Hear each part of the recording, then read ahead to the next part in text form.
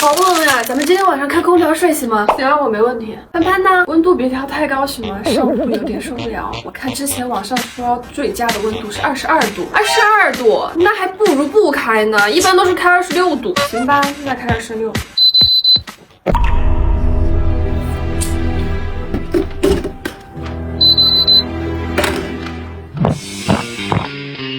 你怎么了？上铺又干又热，直接把我干流鼻血了。